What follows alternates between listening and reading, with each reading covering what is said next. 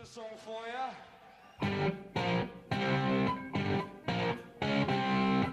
You're listening to Deep Purple Smoke on the Podcast. I will do one episode for each song the band recorded in the studio. However, this is a fan podcast and not band endorsed. It's more of a tribute to their long history, well beyond just the hits, and my way of giving something back to a band that has given so much to me. Let's dig in!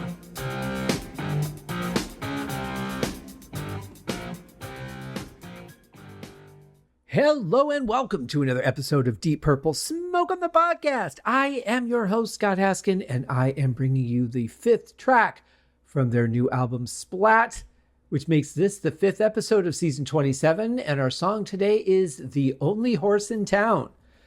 Boy, there's a lot you could read into a title like that, but I'm not going to do that. I will get into the song shortly, but first, I want to take a moment to thank all of you who have been supporting the show, who have shared, who have liked posts, who have let people know the show exists so that they can check it out, who have watched the YouTube video or listened to the audio feed from anywhere that you're listening to the audio feed.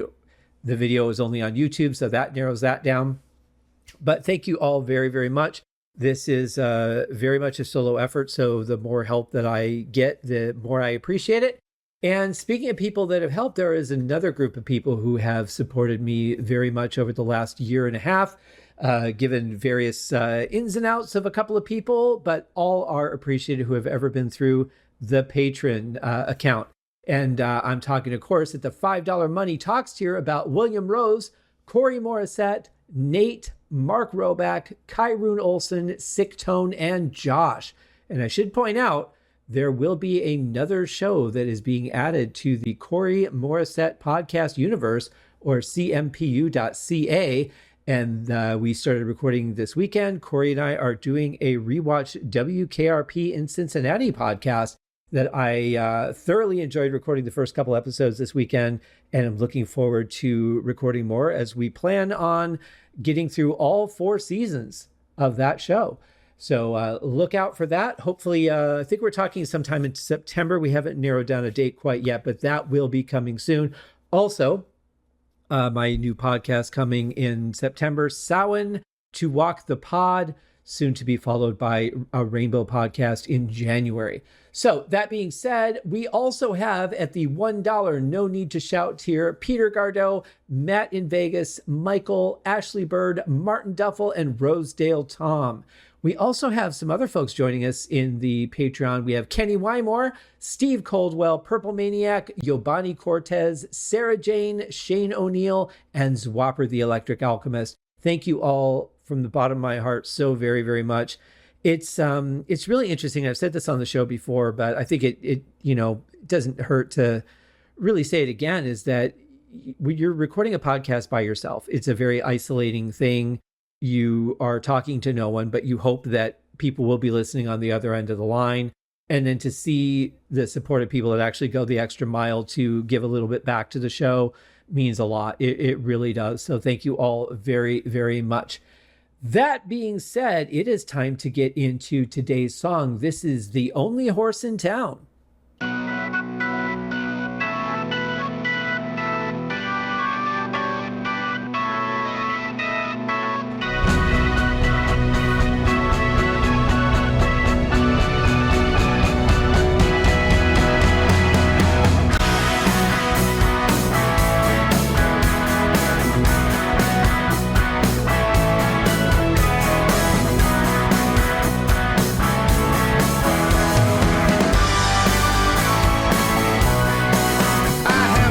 Well, this is interesting. This is a full 30 seconds before vocals come in, and the music started almost right away. Not much of a leader on this one. So that's definitely the longest musical intro so far, and pretty long for a Deep Purple song. There aren't that many that I can think of. Above and Beyond would be right off the top of my head of one that kind of goes maybe... I don't know. I'd have to think about them, but certainly this is a longer one, but I like it. I really love the keyboard intro. It's very intriguing because it feels like little bits of it just shouldn't work, but yet it does. And there's the little I'm hitting two notes, but I'm going to hit one a little faster than the other one. In drumming, that would be a flam. I don't know what it's called in keyboard or piano playing, but it does have a really interesting effect to it. I really like that. And then, of course, everything kicks in. And the thing that put the biggest smile across my face was hearing Roger and hearing him being very playful on the neck, going up and down, playing some really, varied notes as opposed to just laying down the low end track as we've heard a lot of on this album so far. So right off the bat, I am absolutely smiling at this song. I have the presidential suite, Joe's Motel over there. Joe's long gone, incidentally, along with everyone else. A couple things catch me right off the bat. I've talked quite a bit so far on this album about the blend of guitar and keys. And on this one, the guitars are really up front and the keys are very much in the background at this point. I do think the guitars might be just a little too loud because they're not kind of paving the way for the vocals in the performance. So I would probably duck them down a little bit when the vocals come in and, leave some room for our storyteller. I feel that that's slightly off balance for my taste, but other than that, it sounds really good. I kind of like where this is going story-wise too. And,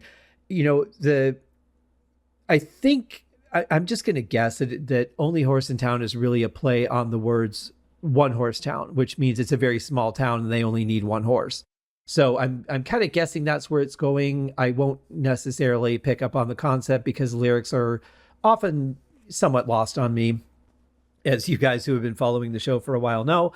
But I am enjoying the song. The sound of the vocals is great. The performance is great. I actually really like this guitar riff, despite my slight hesitation with the volume level. But the performance is really good. I like the writing. Even the gypsies are left with everything they could carry, of course.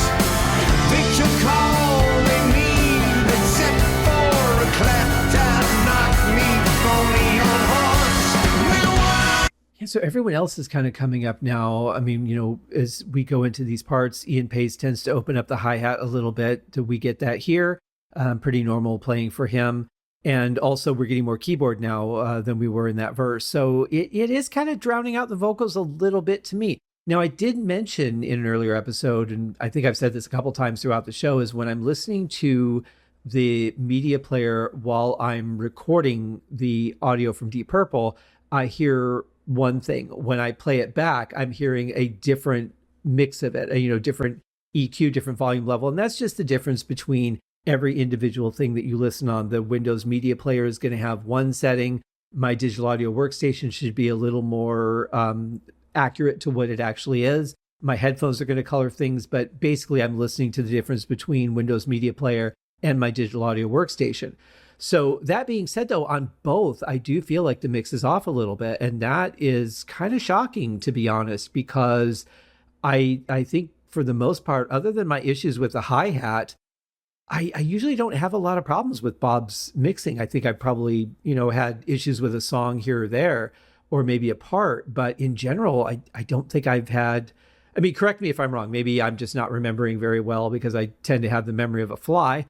But yeah, I don't really feel like I've attacked him too much outside of the hi-hat and the brick wall limiting.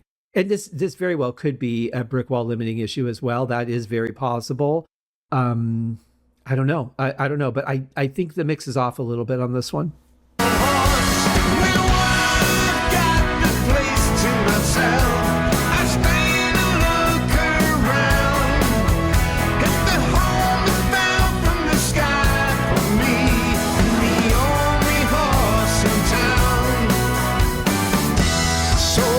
Yeah, again, hi-hats are a little bit loud and kind of drowning. We also have a little boomier kick, I think, in the mix on this too, which it is definitely the attack when the mallet hits the head that you get, but we're also getting a bigger, boomier sound, which is going to take up space in the sound field. And, every sound that you put in, you're going to sacrifice something somewhere. So the bigger the drums, you are going to lose out on some other things as well.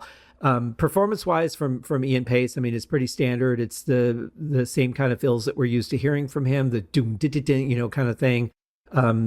Typical open hi-hat performance. So not anything too exciting there for me as a drummer, but it is solid playing. There's no doubt about that. It fits the song. This is kind of the comfortable zone he's found over the last, well, really since Perfect Strangers. And comes alive here and there, which is always enjoyable and a nice surprise. So I'll be curious to kind of track his playing a little bit as we continue our journey through this album. But love the vocals. Like they just sound so good. Ian sounds amazing. I don't see any difference between this and his performance on Equals One, to be honest. I think he sounds awesome. And musically, it's there. I'm loving that little keyboard accent right before I cut it off. Love this part. I think it just sounds great. The transitions, again, are just so smooth, going from one thing to another. This is just a masterclass in songwriting as far as I'm concerned. This whole album has been so far. So look at the horse, and he looks at me. I can tell we have an understanding almost immediately. We have been through the mill. The last few years have been grinding uphill. Now we found some hay in the barn and pure clean water down in the barn. I mean, this just has such a good feel to it, doesn't it? It's just a wonderful song that you just are going to want to hear. I do think, though, that maybe part of the problem I have with the mix is that the hi-hats and the keyboards are both towards my left ear a little bit. Hi-hats are a little more centered than some of the keys, but I do like the key and guitar separation, the guitar being in my right ear and the keys being in the left. I like that. But I think maybe the keys being near where the hi-hats are part of the problem, especially in that last section. I could be wrong. Without the ability to play with it and, really separate things out and mute things and solo things and see, what's causing it. It's really kind of hard to say, but my initial inclination is that might be part of the issue I'm having with it. But story-wise, musically, performance-wise, this is such a great song. And this is one that where I initially said nothing really stood out to me as a song that, like nothing's bad on this album, but nothing really stood out as one that was like one that I've got to hear this over and over again. I have a feeling this is going to be one of those songs for me. I really dig this tune. Wind's blowing somewhere else. Would we be safe and sound in the last place on earth for me, the only horse in town?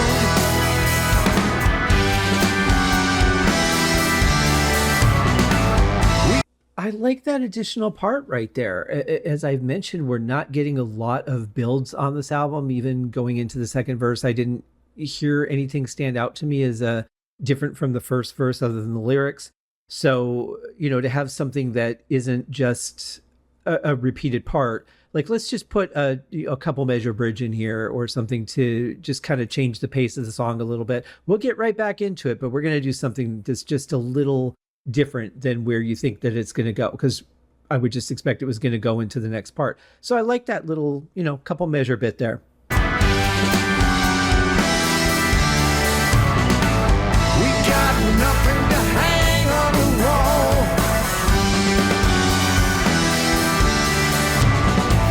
and that's better than nothing at all.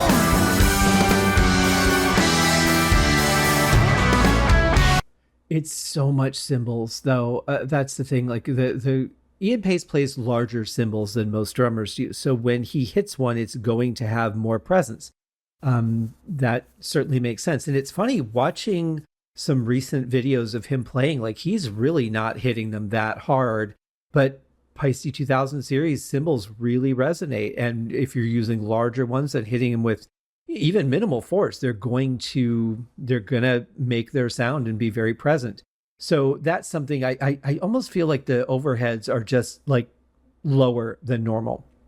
And they're picking up a lot more of that ambience than we normally get. Because I do feel like there is a wash of cymbals here that isn't isn't really my cup of tea, and that sounds strange probably coming from a drummer, but the whole mix has to make sense for me. So there is that, but it's also kind of weird because there's only just two lines and they're almost unimportant to the song. I feel like maybe they'll make more sense to me the more I hear it, but this is only the third time I've heard the song. So let's be fair. I may be missing something. And on top of that, not being a lyrics guy, but they do seem just kind of like this part is cool musically because we got something different. We got a change going into the solo, which is not an uncommon Deep Purple structure, but I don't know, the lines are kind of weird. So maybe they'll mean more to me down the road. Who knows? But we are about to get some guitar solo.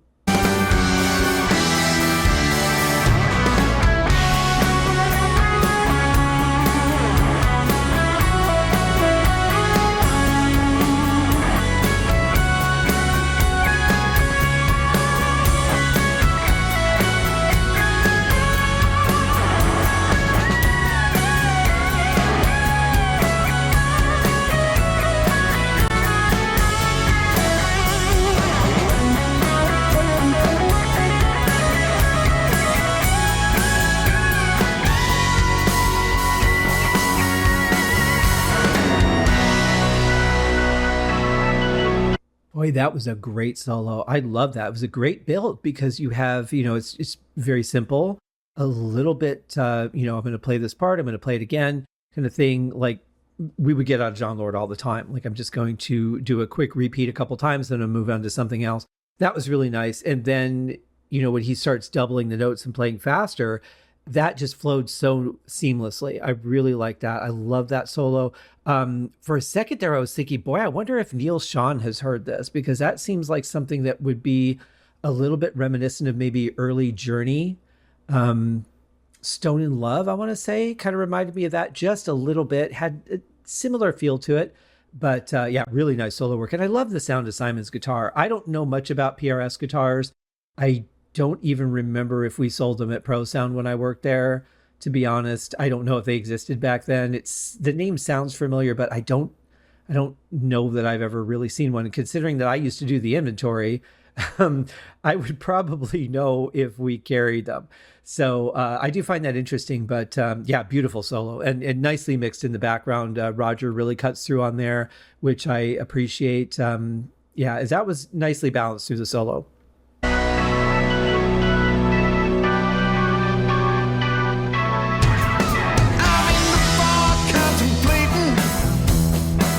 Outside at the rail, simply waiting and swishing his tail. We don't need any more. Tell the truth, that was always the case. So a little bit of a difference here in this verse. It does sound like the bass has been turned up a little bit. It does sound like we get a little bit more keys. It's a lot of hi-hat. But this is the kind of Roger playing that I have come to just love so much. And where I will never be that kind of bass player as much as I would love to be. I just don't think I have that right temperament in me to do that. I love listening to his performances. I think he's such a brilliant writer and player. And this is one of those songs that gets to show that off a little bit. And so I'm a big fan of that right there. I do love the sound of this part overall, not necessarily mix-wise, but just the sound of the instruments. And I think that obviously the performances are great, but it does just have such a good feel to it. I definitely will solidify my earlier statement as this will be one of the top songs on the album for me that I will listen to again and again. We live in a world of our own. We can do what we want at our own sweet pace. And now there's no more misery. We close to the ground with the life of luxury for me. And the only horse in town. It's a hell of a home to call my own. I stand and look around. It's the last place on earth for me, and the only horse in town. So I forgot to mention earlier, coming out of the solo, going into the verse, really loved that transition there. It was incredibly unexpected. and that's always a nice surprise. But this part felt a little interesting. There was a keyboard that came in and just seemed to like fill up all the space, so it wasn't panned to the left as much as just it kind of felt like it was everywhere, which was interesting. And it was slightly loud and noticeable, but I think overall it blended in pretty well. This is just fun, and now we're getting into something completely different towards the end of the song because we've only got 20 seconds to go.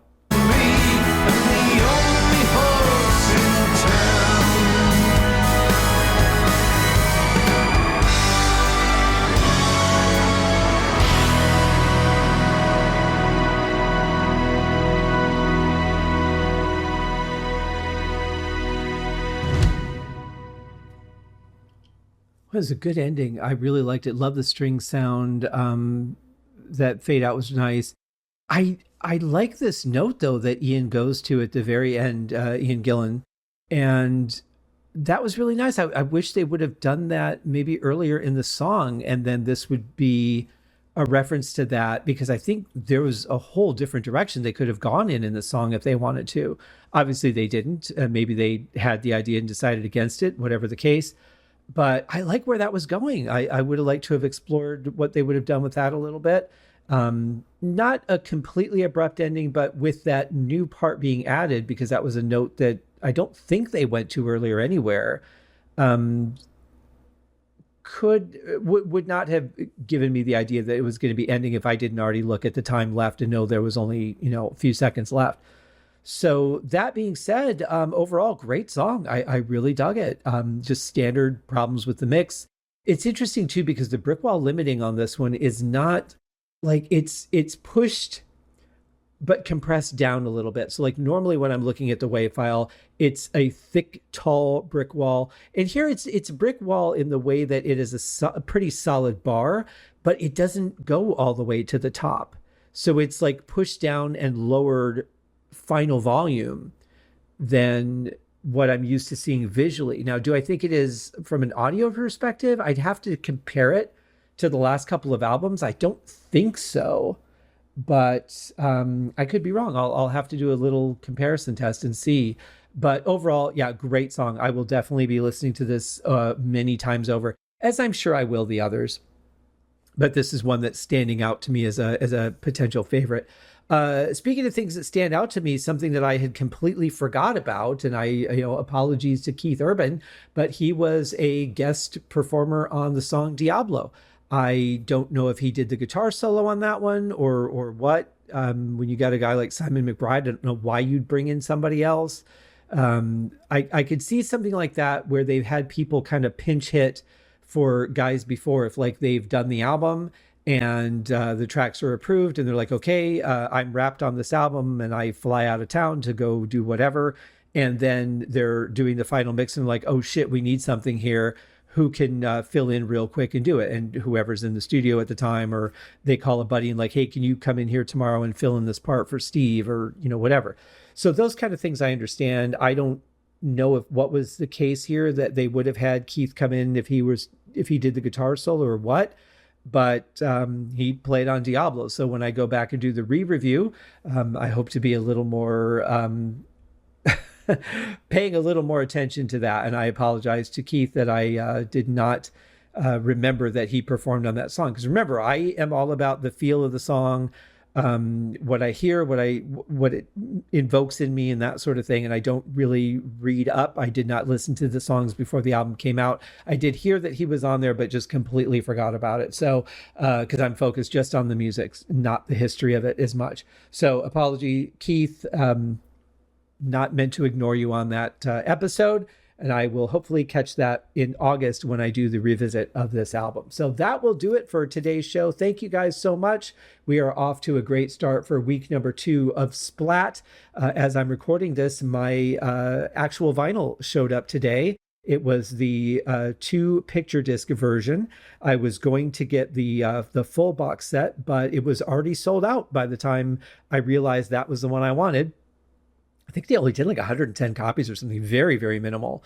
I have seen them pop up on eBay, and they seem to be available on Amazon now, which they weren't at the time that I went to do my order. However, I will say I'm very happy with the picture discs. They are absolutely stunning. There is a video on the Facebook page under the Splat album of me doing a little unboxing and showing you everything that it came with, as well as pictures of all the vinyls that I own from Deep Purple. So, and the CDs and stuff that I have too. I don't have that many CDs anymore. But yeah, all that stuff is on the Facebook group. So feel free to peruse that. The link is in the show notes, and we'll see you guys tomorrow for the next episode, which is going to be Sacred Land. Now, I wonder if that ties into The Only Horse in Town. I don't know, and probably won't know. But that's just me. We'll see you guys. Cheers.